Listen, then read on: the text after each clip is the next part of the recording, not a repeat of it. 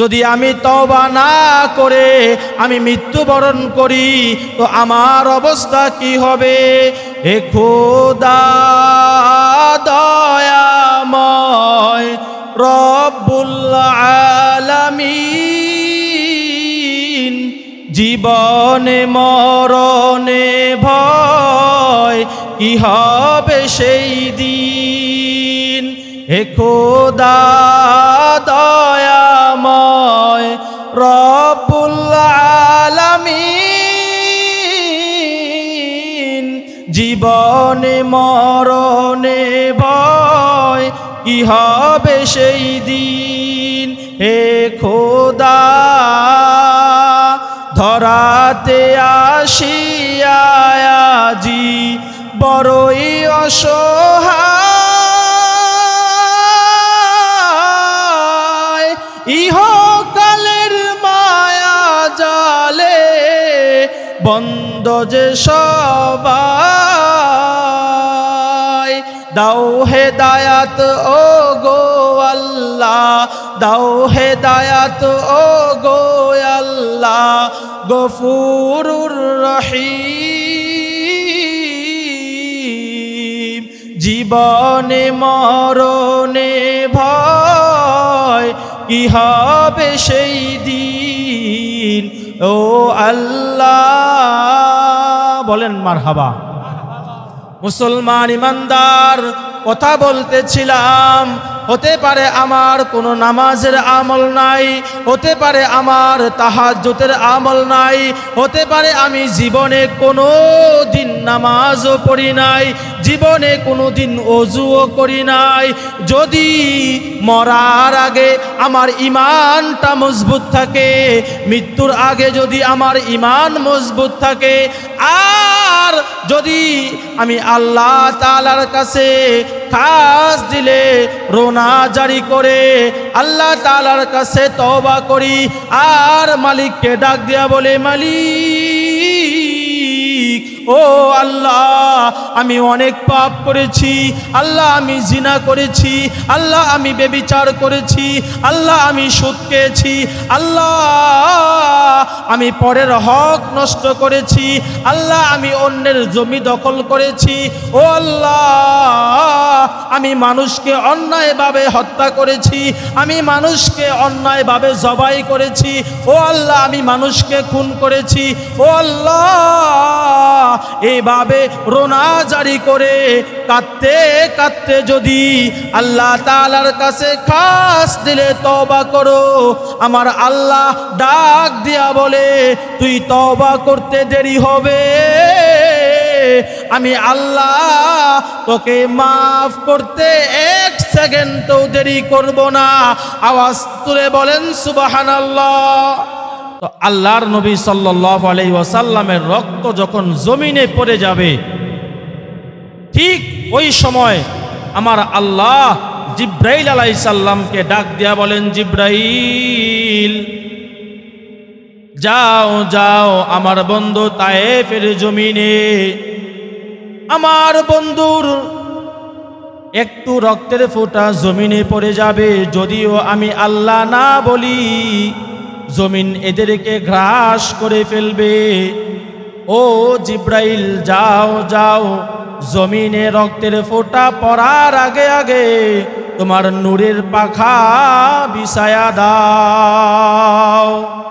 সুবহানাল্লাহ বলেন না। জিব্রাইল আলাইহিস সালাম ডাক দিয়া কয়, আল্লাহ ওই 7 আসমান সিদরাতুল মুনতাহা আর কই মক্কার তায়েফ। জিব্রাইল আলাইহিস সালাম আল্লাহ তাআলাকে ডাক দিয়া কয়, আল্লাহ আপনারা বলেন তো পাও থেকে জমিনের মধ্যে রক্তের ফোঁটা পড়তে কি 1 ঘন্টা লাগবে? আপনারা কি আমার কথা বুঝেন? পাও থেকে জমিনের মধ্যে রক্তের ফোঁটা পড়তে কি 2 ঘন্টা সময় লাগবে? মাত্র 1 সেকেন্ডের প্রয়োজন বা 2 সেকেন্ডের প্রয়োজন। জিব্রাইল আলাইহিস সালাম ডাক দিয়া বলে, আল্লাহ কই আমি আকাশে সিদরাতুল মুনতাহা বড়ই গাছের নিচে জিব্রাইল আলাইহিস সালাম বসে আছেন।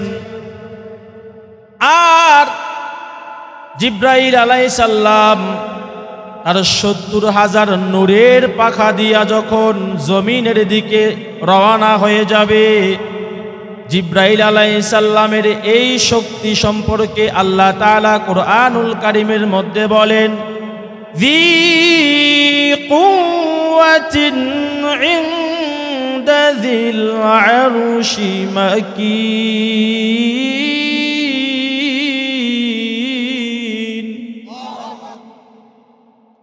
জিব্রাইল আলাইহিস সালাম বলেন, আল্লাহ তাআলা আমাকে যত শক্তি দিয়েছে সব শক্তি ব্যয় করে আমি তায়েফের জমিনে নূরের পাখা বিছাইয়া দিলাম। আমি নূরের পাখা বিছাইয়া দিয়া দেখি জমিনের মধ্যে এখনো রক্তের ফোঁটা পড়ে নাই। আমি জিব্রাইল নূরের পাখার মধ্যে নবীর রক্ত নিয়েছি। এই রক্ত যদি আমি না নিতাম তাইলে পুরা তায়েফটাকে আমার আল্লাহ ধ্বংস করে দিতেন। সুবহানাল্লাহ। আল্লাহর নবী সাল্লাল্লাহু আলাইহি ওয়াসাল্লাম ভারাক্রান্ত হৃদয় নিয়া তার চাচাতো বোন উম্মে হানির ঘরে চলে গেলেন। আল্লাহর নবী সাল্লাল্লাহু আলাইহি ওয়াসাল্লাম বিষণ্ণ মন নিয়া উম্মে হানির ঘরে যাওয়ার পর আমার আল্লাহ ডাক দিয়া বলে, জিব্রাইল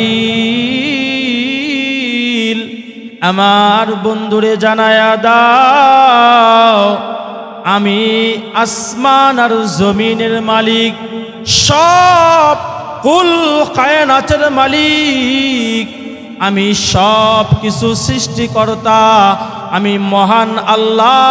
আমার বন্ধুর সাথে আমি আল্লাহ দেখা করতে চাই। বলেন না সুবহানাল্লাহ। আল্লাহর নবী সাল্লাল্লাহু আলাইহি ওয়াসাল্লামের কাছে জিব্রাইল আসলেন। আল্লাহর নবী সাল্লাল্লাহু আলাইহি ওয়াসাল্লাম জিব্রাইল আমিনের সাথে দেখা করার জন্য জিব্রাইল আল্লাহর নবী সাল্লাল্লাহু আলাইহি ওয়াসাল্লামের কাছে আসলেন। আল্লাহর নবী সাল্লাল্লাহু আলাইহি ওয়াসাল্লামকে নিয়ে গেলেন মদিনায়। আল্লাহর নবীকে বক্ষ বিদীর্ণ করলেন, সিনা বিদীর্ণ করলেন। আল্লাহর নবী 2 রাকাত নামাজ পড়লেন মদিনায়। মদিনা থেকে আল্লাহর নবী সাল্লাল্লাহু আলাইহি ওয়াসাল্লামকে নিয়ে যাওয়া হলো তুর পাহাড়ে, যেই পাহাড়ে মুসা আলাইহিস সালাম আল্লাহ তাআলার সাথে কথা বলতেন। বনি ইসরাইলের কি প্রয়োজন, কি করণীয়, কি বর্জনীয়, তাওরাত কিতাব তুর পাহাড়ে নাজিল হয়েছে। তো মুসা আলাইহিস সালাম যেই পাহাড়ে আল্লাহ তাআলার সাথে কথা বলতেন, আল্লাহর নবী সাল্লাল্লাহু আলাইহি ওয়াসাল্লামকে নিয়ে যাওয়া হলো। এখন বাহন হলো বোরাক। এই বোরাকের মাধ্যমে আল্লাহর নবী সাল্লাল্লাহু আলাইহি ওয়াসাল্লামকে নিয়ে যাওয়া হলো। বোরাক অর্থ হলো বিদ্যুতের গতি। আল্লাহর নবী সাল্লাল্লাহু আলাইহি ওয়াসাল্লাম তুর পাহাড়ে যাওয়ার পর জিব্রাইল আলাইহিস সালাম নিয়ে গেলেন বাইতুল্লাহম, যে জায়গায় ঈসা আলাইহিস সালাম জন্মগ্রহণ করেছেন। ঈসা আলাইহিস সালাম যেই জায়গায় জন্মগ্রহণ করেছেন এই জায়গার নাম হলো বাইতুল্লাহম। বাইতুল্লাহম থেকে আল্লাহর নবী সাল্লাল্লাহু আলাইহি ওয়াসাল্লামকে নিয়ে যাওয়া হলো বাইতুল মুকাদ্দাসে। আমাদের মুসলমানদের সর্বপ্রথম কিবলার নাম হলো বাইতুল মুকাদ্দিস। বাইতুল মুকাদ্দাস মুসলমানদের সর্বপ্রথম কিবলা। এই জায়গায় যাওয়ার পরে বোরাকের বাহন শেষ। এই মক্কা থেকে বাইতুল মুকাদ্দাস পর্যন্ত এটাকে বলা হয় ইসরা। আর মক্কা থেকে ইসরা আর বাইতুল মুকাদ্দাস থেকে সিদরাতুল মুনতাহা আরশে আজিম এটাকে বলা হয় মেরাজ। আল্লাহর নবী সাল্লাল্লাহু আলাইহি ওয়াসাল্লামের মেরাজ হলো চলন্ত সিঁড়ি।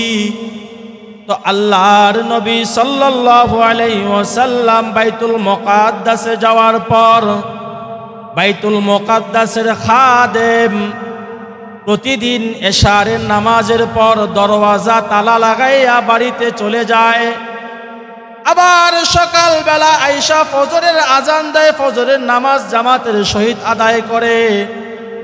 যেই দিন আল্লাহর নবী সাল্লাল্লাহু আলাইহি ওয়াসাল্লামের মেরাজ হবে, এশারের নামাজের আজান হয়েছে, জামাতও হয়েছে, কিন্তু আল্লাহর নবী সাল্লাল্লাহু আলাইহি ওয়াসাল্লাম যেই দিন মেরাজ হয়েছে ওই দিন বাইতুল মুকাদ্দাসের খাদেম এবং মুয়াজ্জিন তারা দরওয়াজা তালা লাগায়, কিন্তু দরওয়াজার তালা আর লাগে না।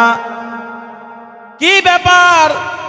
প্রতিদিন আমরা তালা লাগাইয়া বাড়িতে চলে যাই, আজকে দরওয়াজাও ভালো, তালাও ভালো, তালা লাগে না কেন? অনেক কষ্টের পর দেখলো তালা আর লাগে না, তালা না লাগাইয়া বাড়িতে চলে গেছে। এই জায়গায় মুফাসসিরিনে কেরাম বলেন বাইতুল মুকাদ্দাসের তালা এই জন্য লাগায় নাই, এই জন্য লাগে নাই কারণ এই দরওয়াজা দিয়া আদম আলাইহিস সালাম থেকে নিয়ে ঈসা আলাইহিস সালাম পর্যন্ত 1,24,000 পয়গম্বর, মতান্তরে 2,24,000 পয়গম্বর, যত নবী এবং রাসূল আমার আল্লাহ দুনিয়ায় প্রেরণ করেছেন, প্রত্যেকটা নবী এবং রাসূল এই দরওয়াজা দিয়া প্রবেশ করেছেন। আওয়াজ দিয়া বলেন মারহাবা।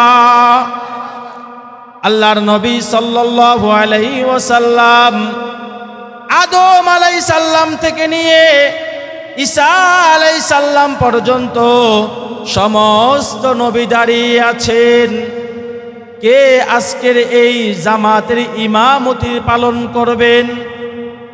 এখন কথা হলো, আদম আলাইহিস সালাম তার যুগের সর্বশ্রেষ্ঠ মানুষ, নূহ আলাইহিস সালাম তার যুগের সর্বশ্রেষ্ঠ মানুষ, ঈসা আলাইহিস সালাম তার যুগের সবথেকে ভালো মানুষ, মুসা আলাইহিস সালামের জমানায় মুসা আলাইহিস সালাম, ইব্রাহিম আলাইহিস সালামের জমানায় ইব্রাহিম আলাইহিস সালাম, ইয়াকুব আলাইহিস সালামের জমানায় ইয়াকুব আলাইহিস সালাম, আইয়ুব আলাইহিস সালামের জমানায় আইয়ুব আলাইহিস সালাম। এখন কথা হলো, এই আল্লাহর নবীর মেরাজের মাধ্যমে আমরা কি পেলাম আর নবী কি পেল? নবী কি পেল আর আমরা কি পেলাম? এই কথাটা হলো মূল আলোচনা। আল্লাহর নবী সাল্লাল্লাহু আলাইহি ওয়াসাল্লাম ছিলেন মুহাম্মদ। আদম আলাইহিস সালাম আল্লাহ তাআলা ডাক দিয়া কয়, আমি আদমকে বানাইলাম আদম সফিহুল্লাহ, আমি মূসাকে বানাইলাম মূসা কালিমুল্লাহ, আমি ইব্রাহিমকে বানাইলাম ইব্রাহিম খলিলুল্লাহ, আমি ঈসাকে বানাইলাম ঈসা রুহুল্লাহ।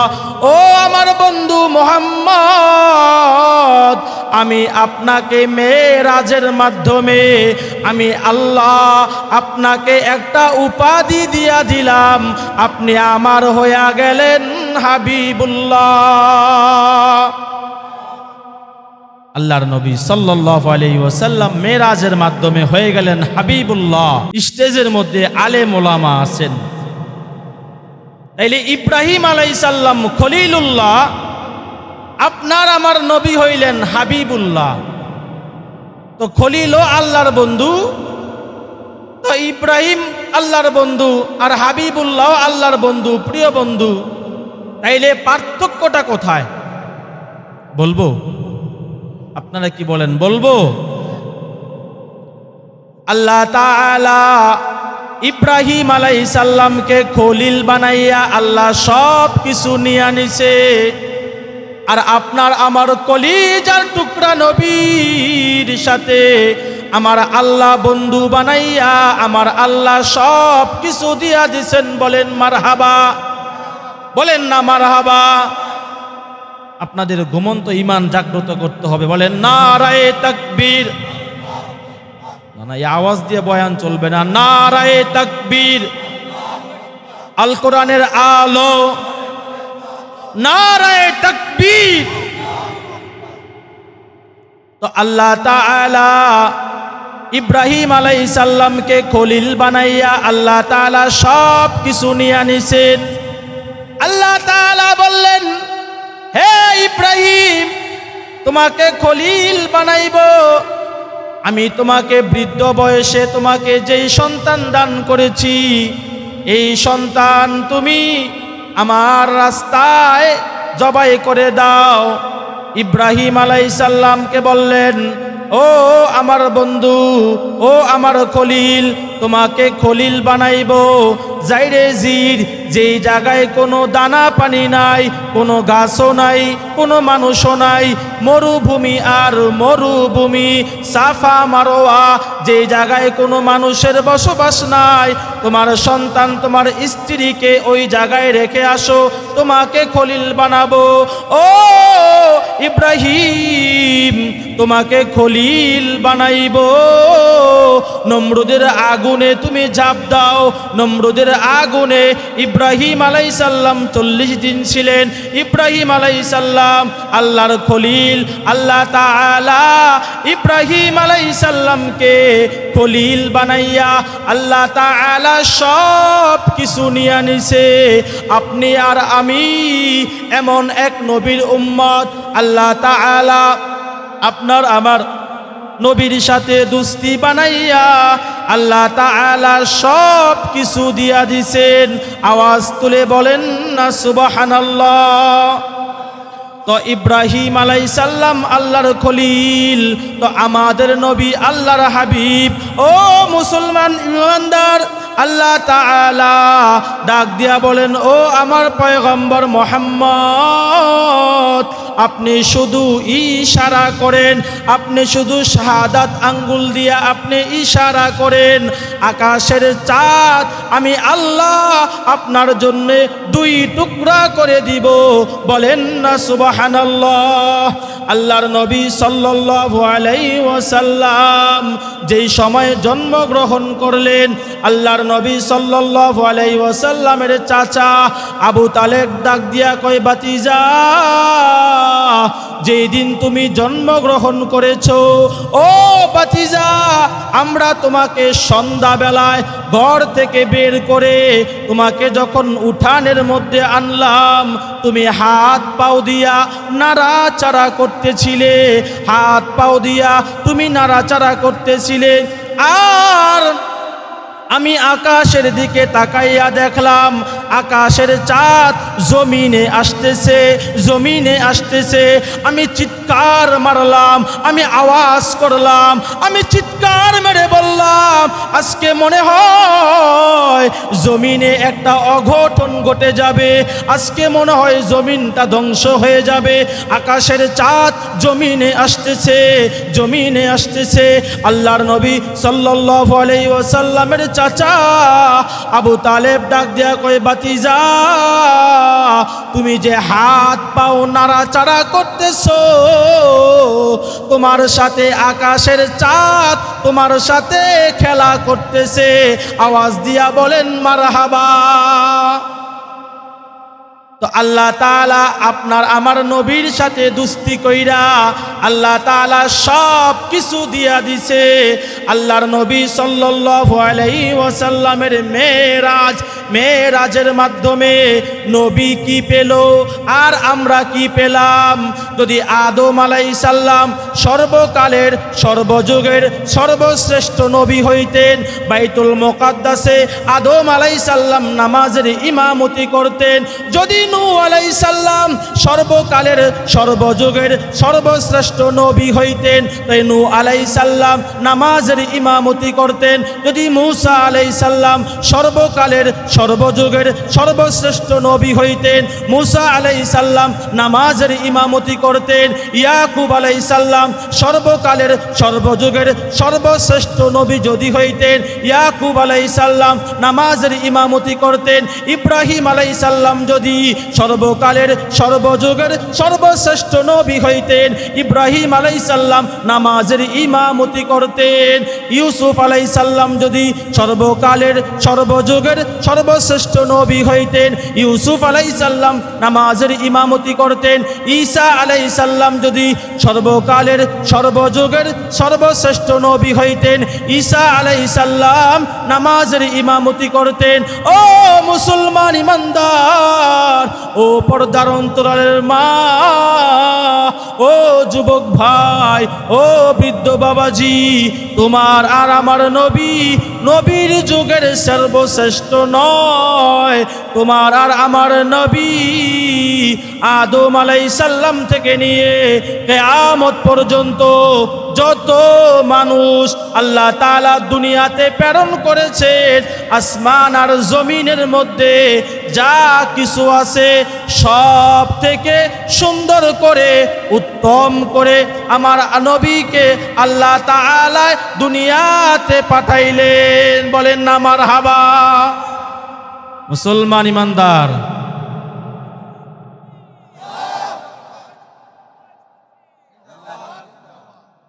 আল্লাহর নবী সাল্লাল্লাহু আলাইহি ওয়াসাল্লাম মেরাজের মাধ্যমে কি পেল? তো মেরাজের মাধ্যমে আমরা কি পেলাম? তো মেরাজের মাধ্যমে আল্লাহর নবী হয়ে গেলেন হাবিবুল্লাহ। তাইলে আমরা কি পেলাম?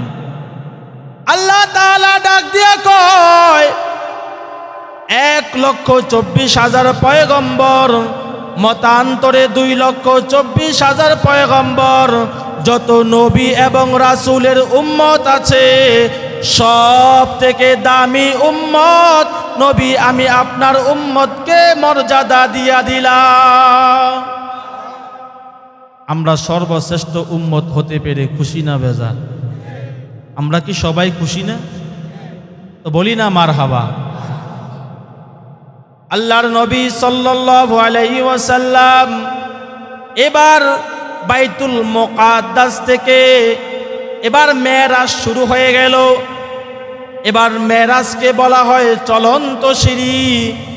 জমিন থেকে আসমান 500 বছরের রাস্তা। আমরা জমিন থেকে সাদা যে আবরণ দেখি, আমরা এটাকে অনেকে আকাশ মনে করি না, এটা আকাশ নয়। নীল আবরণ যেটা দেখি আমরা এটাকে অনেকে আকাশ মনে করি না, এটাও কিন্তু আকাশ নয়। আমরা তাফসীরের কিতাব পড়ে দেখলাম আল্লাহ তাআলা কোনো আসমান বানাইলেন লোহা দিয়া, কোনো আসমান বানাইলেন স্বর্ণ দিয়া, কোনো আসমান বানাইলেন হীরা মণি মুক্তা দিয়া, কোনো আসমান বানাইলেন জামরুদ পাথর দিয়া। জমিন থেকে প্রথম আসমান 500 বছরের রাস্তা, প্রত্যেকটা আসমানে একটা করে দরওয়াজা। জিব্রাইল আলাইহিস সালাম আল্লাহর নবী সাল্লাল্লাহু আলাইহি ওয়াসাল্লামকে নিয়ে প্রথম আসমানে যাওয়ার পর আসমানের দারোয়ানকে বললেন, ও দারোয়ান, এই দরওয়াজা তুমি খুলে দাও। দারোয়ান ডাক দিয়া কয়, জিব্রাইল আপনার সাথে কে আছে? জিব্রাইল আলাইহিস সালাম ডাক দিয়া কয়, আসমান আর জমিনের মধ্যে যা কিছু আছে এই নবীরে না বানাইলে আমার আল্লাহ জান্নাতও বানাইতো না। আওয়াজ তুলে বলেন না মারহাবা। আল্লাহর নবী সাল্লাল্লাহু আলাইহি ওয়াসাল্লামকে দরওয়াজা খুলে দিলেন।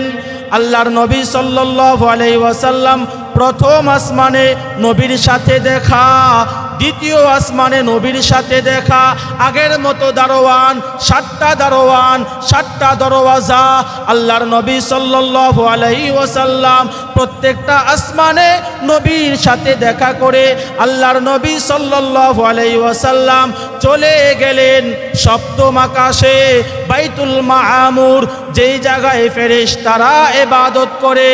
বাইতুল মাআমুর আমরা যারা মক্কা মদিনা দেখছি, মক্কা আল্লাহর ঘর, বাইতুল্লাহ, এই বাইতুল্লাহ বরাবর সপ্তম আসমানে বাইতুল মাআমুর ফেরেশতাদের ইবাদতগাহ। বলেন না সুবহানাল্লাহ। আল্লাহর নবী সাল্লাল্লাহু আলাইহি ওয়াসাল্লাম বলেন, বাইতুল মাআমুর থেকে যদি একটা পাথর নিক্ষেপ জমিনে করা হয়, ওই পাথরটা বরাবর এসে কাবা ঘরের উপরে পড়বে। এই বরাবর আল্লাহর ঘরের বরাবর বাইতুল মাআমুর। বাইতুল মাআমুরে যাওয়ার পর আল্লাহর নবী সাল্লাল্লাহু আলাইহি ওয়াসাল্লামের সাথে সফর সঙ্গী জিবরাইল। এবার জিবরাইল আলাইহিস সালাম ডাক দিয়া বলেন, ও আল্লাহর বন্ধু, এই পর্যন্ত আল্লাহ তাআলা আমাকে যাওয়ার অনুমতি দিয়েছে, এর উপরে আল্লাহ আমাকে যাওয়ার আর অনুমতি দেয় নাই। তো আল্লাহর নবী দেখলেন সিদরাতুল মুনতাহা, বড়ই গাছ। তো আল্লাহর নবী সাল্লাল্লাহু আলাইহি ওয়াসাল্লাম বলেন, আমি এই বড়ই গাছটা দেখলাম, এক একটা বড়ই এত বড়, দুনিয়াতে যদি একটা বড়ইকে ওজন দেওয়া হয় তাইলে একটা বড়ই 12 মণ ওজন হবে। সুবহানাল্লাহ বলতেন। একটা বড়ই যদি 12 মণ হয়, এক একটা পাতা হাতির কানের মতো। তো আল্লাহর নবী সাল্লাল্লাহু আলাইহি ওয়াসাল্লাম সিদরাতুল মুনতাহা যাওয়ার পর আরশে আজিম, এই আরশে আজিমে আল্লাহ তাআলা আল্লাহর হাবিব সাল্লাল্লাহু আলাইহি ওয়াসাল্লামকে জান্নাতের গেটে প্রবেশ করাবে। জান্নাতের গেটে পাড়া দেওয়ার পর আল্লাহর নবী সাল্লাল্লাহু আলাইহি ওয়াসাল্লাম দেখলেন যে জান্নাতের গেটের মধ্যে জানি কার পায়ের আওয়াজ শোনা যায়। সুবহানাল্লাহ বলেন। আল্লাহর নবী সাল্লাল্লাহু আলাইহি ওয়াসাল্লাম জিবরাইলকে ডাক দিয়া কয়, জিবরাইল, ও জিবরাইল, জান্নাতের গেটের মধ্যে পাড়া দিলাম, কার জানি পায়ের শব্দ শোনা যায়। আল্লাহর নবী সাল্লাল্লাহু আলাইহি ওয়াসাল্লামকে ডাক দিয়া বলে, নবী গো,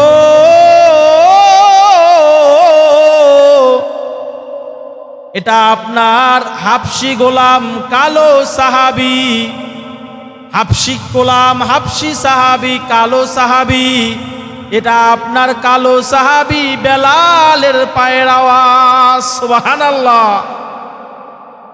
বেলালে হাবশীকে আল্লাহ তাআলা এমন মর্যাদা দান করেছেন কেন? আল্লাহর নবী সাল্লাল্লাহু আলাইহি ওয়াসাল্লামের কালেমা গ্রহণ করার কারণে বেলালে হাবশী রাদিয়াল্লাহু তাআলা আনহুকে অমানবিক নির্যাতন করেছে। বেলালে হাবশী রাদিয়াল্লাহু তাআলা আনহুকে শিকল লাগাইয়া মরুভূমির মধ্যে টেনে টেনে বেলালে হাবশী রাদিয়াল্লাহু তাআলা আনহুর পিঠের চামড়াগুলো খসে খসে জমিনে পড়ে যেত। মক্কার বড় বড় কাফেররা ডাক দিয়া বলে, বেলাল, মুহাম্মদের কালেমা ছেড়ে দে, এক আল্লাহর ধর্ম ছেড়ে দে, এক আল্লাহর ধর্ম ছেড়ে দে। বেলালে হাবশী রাদিয়াল্লাহু তাআলা আনহু বললেন, না না, আমি যেই কালেমা গ্রহণ করেছি, আমি যেই আল্লাহর ইবাদত করি, এমন প্রাণ যদি আমার আল্লাহ হাজার হাজার বার আমার আল্লাহ আমাকে দান করত, আমি প্রত্যেকটা জান আমি আল্লাহর রাস্তায় কুরবান করে দিতাম। মুসলমান ইমানদার, বেলালে হাবশী রাদিয়াল্লাহু তাআলা আনহুর পায়ের আওয়াজ জান্নাতে পাওয়া যায়। তো আল্লাহর নবী সাল্লাল্লাহু আলাইহি ওয়াসাল্লাম চলে আসবেন। আল্লাহ তাআলা নবী করিম সাল্লাল্লাহু আলাইহি ওয়াসাল্লামকে হাদিয়া দিলেন 3টা। কয়টা? সবাই বলেন না। আল্লাহর নবীকে হাদিয়া দিলেন কয়টা? সবাই বলেন কয়টা? 1 নাম্বার হাদিয়া হলো 50 ওয়াক্ত নামাজ। কয় ওয়াক্ত? 50 ওয়াক্ত নামাজ। লম্বা চূড়া আলোচনা বলার সময় নাই। আল্লাহর নবী সাল্লাল্লাহু আলাইহি ওয়াসাল্লাম বারবার আল্লাহর কাছে আবদার করেছেন, মুসা আলাইহিস সালামের সাথে দেখা। মুসা আলাইহিস সালাম বললেন বনি ইসরাইলদেরকে নিয়া, ও আল্লাহর নবী, আমি বহু কষ্ট করেছি, আপনার উম্মত 50 ওয়াক্ত নামাজ পড়তে পারবে না, যান যান আপনি আল্লাহর কাছে আবদার করেন, আল্লাহ তাআলা কমায়া দিবে। আল্লাহ তাআলা আল্লাহ নবী সাল্লাল্লাহু আলাইহি ওয়াসাল্লামকে 45 ওয়াক্ত নামাজ কমায়া দিলেন। বাকি আছে কয় ওয়াক্ত? কথা বলেন না, কয় ওয়াক্ত? এবার আল্লাহ তাআলা আল্লাহর নবীকে একটা মেসেজ দিয়া দিলেন, ও আল্লাহর নবী, আপনার গুনাহগার উম্মতদেরকে জানায়া দিলেন, আপনার গুনাহগার উম্মতদেরকে জানায়া দিবেন, যারা আপনার এই 5 ওয়াক্ত নামাজ আপনার হাদিয়া, 1 নাম্বার হাদিয়া, 5 ওয়াক্ত নামাজ যারা জামাতের সহিত আদায় করবে, পড়বে 5 ওয়াক্ত, আমি আল্লাহ সওয়াব দিব 50 ওয়াক্ত। বলেন না সুবহানাল্লাহ। আপনারা কি ঘুমায়ে গেছেন? তো বলেন না সুবহানাল্লাহ। তো আল্লাহর নবী সাল্লাল্লাহু আলাইহি ওয়াসাল্লামকে 1 নাম্বার হাদিয়া দিলেন 50 ওয়াক্ত নামাজ, আর দ্বিতীয় নাম্বার হাদিয়া হলো সূরাতুল বাকারার শেষ 2 আয়াত। আল্লাহর নবী সাল্লাল্লাহু আলাইহি ওয়াসাল্লামকে 2 নাম্বার হাদিয়া দিলেন সূরাতুল বাকারার শেষ 2 আয়াত।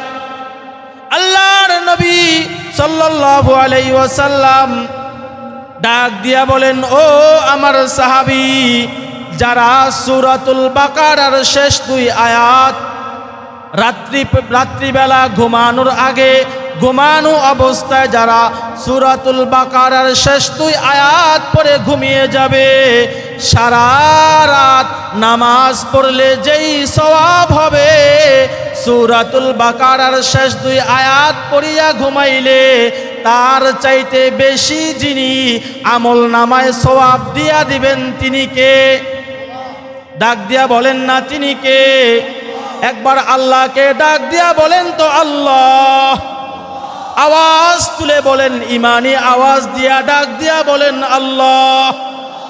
তো আল্লাহ তাআলা বললেন, সারা রাত ইবাদত করলে যেই সওয়াব হবে, ওই সওয়াব আপনার আমল নামায় জমা হয়ে যাবে। এটা হলো 2 নাম্বার হাদিয়া। 3 নাম্বার হাদিয়া হলো আল্লাহ তাআলা বললেন, যারা মুশরিক, যারা মুশরিক, যারা মুশরিক, যারা মুশরিক, মুশরিক ব্যতীত আমি আল্লাহ তাআলার কাছে যারা খাস দিলে তওবা করবে, গুনাহ করেছো, গুনাহ করেছো, তওবা করো, গুনাহ করেছো, তওবা করো, জিনা করেছো, তওবা করো, ব্যভিচার করেছো, তওবা করো, তুমি জিনা করেছো, আল্লাহ তাআলার কাছে তওবা করো। আমার আল্লাহ ডাক দিয়া বলেন, তুই তওবা করতে দেরি হবে, আমি আল্লাহ মাফ করতে দেরি হবে না। সুবহানাল্লাহ বলেন। তো আল্লাহর নবী সাল্লাল্লাহু আলাইহি ওয়াসাল্লামকে হাদিয়া দিলেন কয়টা? আপনারা ভুলে গেছেন কয়টা? 1 নাম্বার হাদিয়া নামাজ, বলেন 1 নাম্বার হাদিয়া। 2 নাম্বার হাদিয়া সূরাতুল বাকারার শেষ 2 আয়াত। আর 3 নাম্বার হাদিয়া হলো মুশরিক ব্যতীত আল্লাহ তাআলা সবাইকে ক্ষমার ঘোষণা করে দিয়েছেন, বলেন সুবহানাল্লাহ। তো আল্লাহর নবী সাল্লাল্লাহু আলাইহি ওয়াসাল্লাম এই যে মেরাজ করলেন, আল্লাহর নবী সাল্লাল্লাহু আলাইহি ওয়াসাল্লামের এই 3টা হাদিয়া যদি আমরা আঁকড়িয়ে ধরে রাখতে পারি, 1 নাম্বার হাদিয়া হলো 5 ওয়াক্ত নামাজ।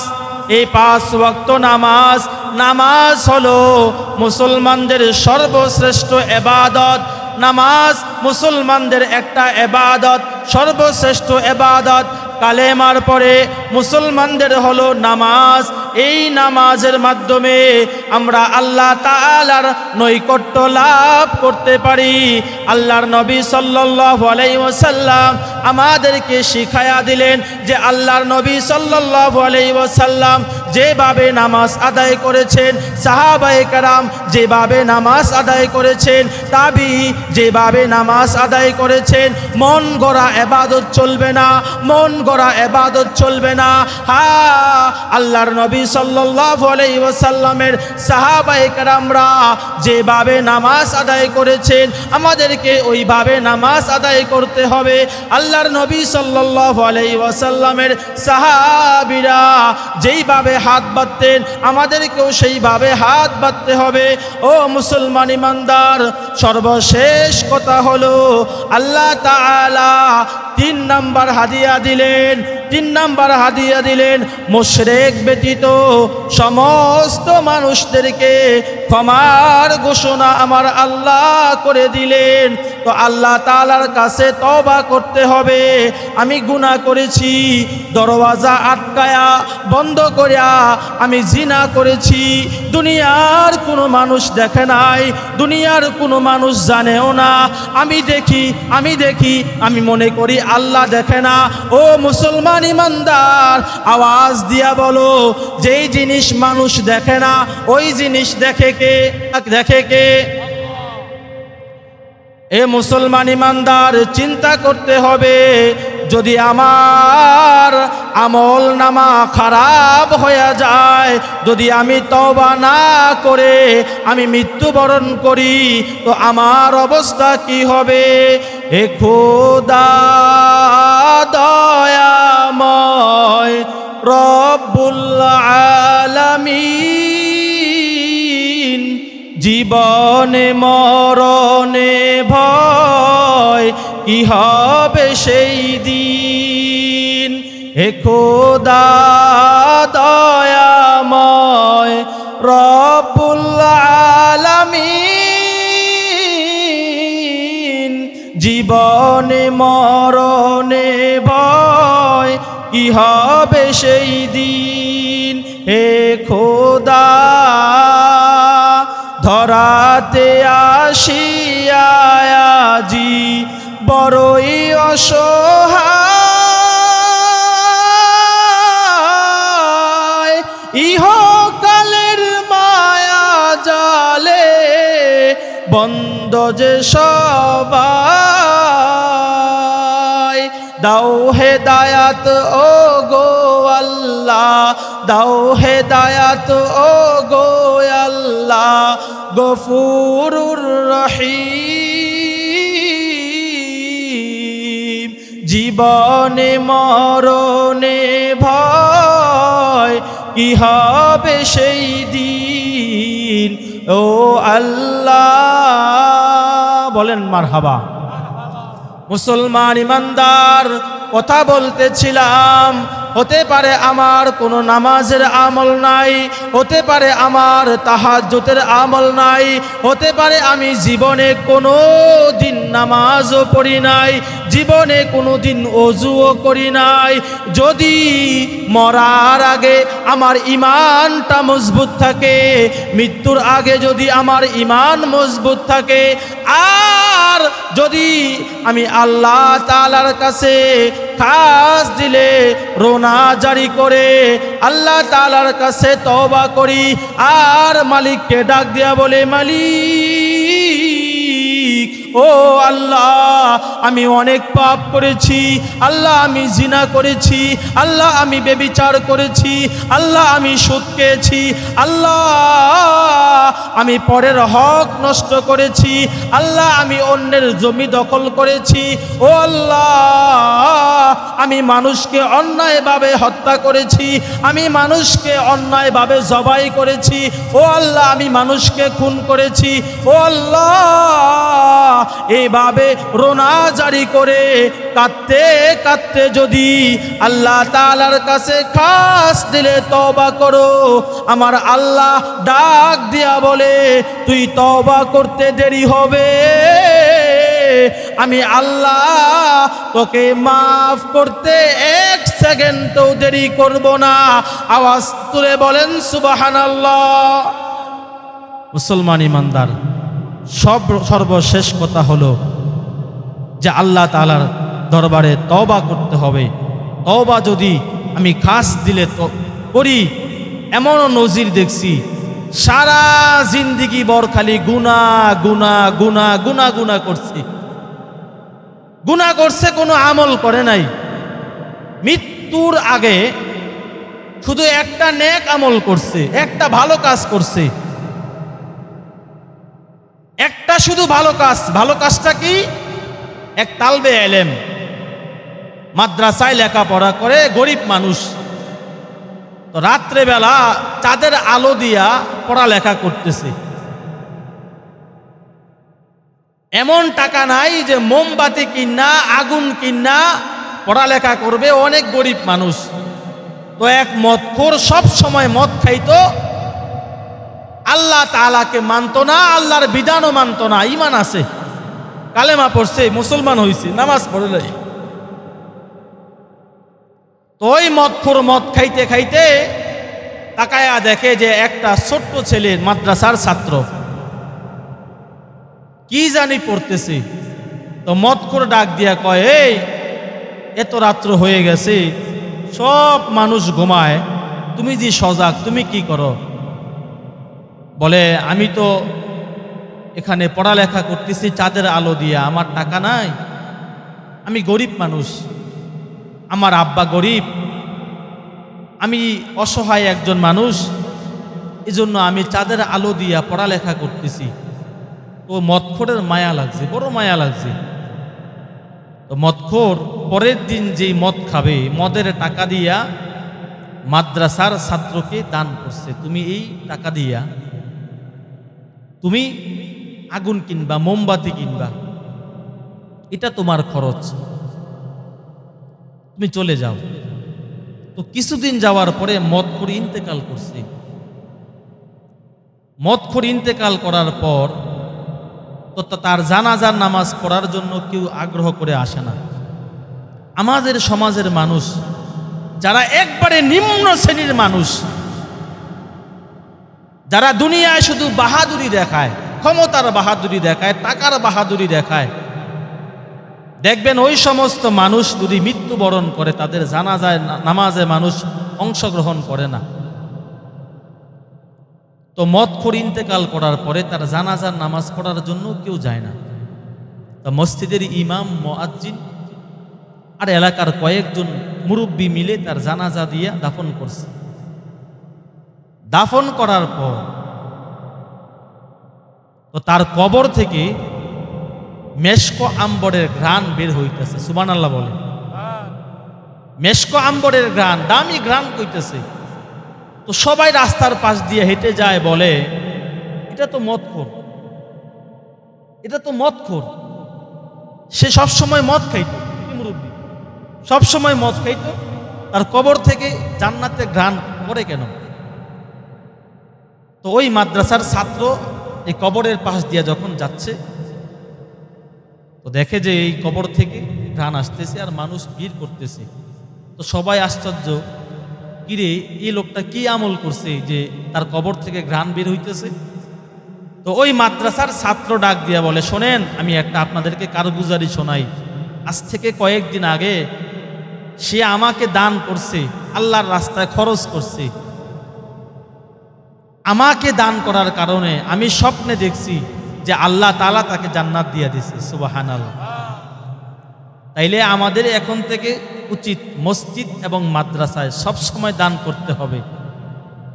আমি আপনাদের কাছে রেখে গেলাম, আমি আপনাদের কাছে আবদার জানায় গেলাম, আজকের যে এই মাহফিল যারা আয়োজন করেছে একটা মসজিদের উদ্দেশ্যে, আমরা প্রত্যেকেই মসজিদের জন্য সর্বোচ্চ দান করব ইনশাআল্লাহ। আল্লাহ আমাদের সবাইকে কবুল করে বলি আমিন।